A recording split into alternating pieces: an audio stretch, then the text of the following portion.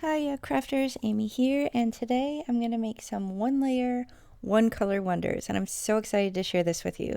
These are two brand new stencils from the January release at 𝗁𝗁 Life Designs. Here's the photo of the finished cards to show you the direction that we're headed, but what I am going to show you today is that you don't need a lot of products and you don't need a lot of colors. So I'm going to use one color each. For these cards, I have Coral Cabana and suede shoes, and I'm going to use one color per card, and it is going to be dramatic and bold and pretty, and it's going to look like I put a lot of effort in it, but I really didn't. You're going to see how quickly this comes together with these gorgeous stencils. When you have products like these stencils, it really takes the guesswork out of it. You don't have to overcomplicate it. You don't have to spend all day, and you can create a gorgeous design. Now this is the flower heart stencil. As you can see, it's quite large. So I have it kind of at an angle to give the illusion and continuity of a heart without using the entire size. Now obviously if you had a 5x7 or something like that, you could fit this entirely on the card or nearly entirely on the card, but you can still see it's a heart shape. And then on this one, again, I'm just kind of lining it up to cascade.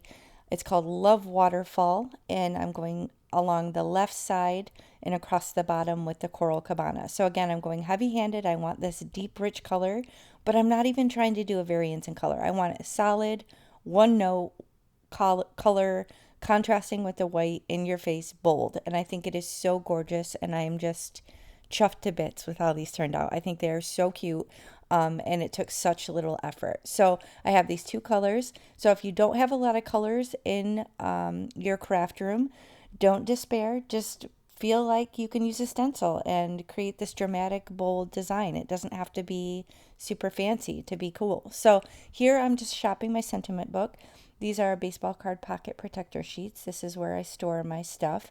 Now I'm thinking I want to make these thank you cards. So as you can see, I have the background and the background shadow layer and the sentiment layer in white. And the reason I do that is for instances like this, when I want a custom color and have it be a perfect match. So you can decide whether you want to use the word layer or the shadow layer. In this case, I'm going to just do the shadow layer, and then you can custom color them to perfectly match your card. So you can do the same sort of thing if you have sentiment strips. You can stamp and heat emboss in white or clear, and then custom color the strips and have the sentiment remain white because of emboss resist. You can do the same sort of concept and then custom match your sentiment to your card. So that first one, you can see I did direct ink to paper, and it was pretty intense. It will dry back a little bit, but on this one I decided to ink blend just to kind of have it not be quite so messy. Just going to hit it with my heat tool here just to dry it off, and I have glossy white from 𝗁𝗁 Life Designs, which I'm going to use on both of the cards. And here's the finished card. So You're So Very Kind.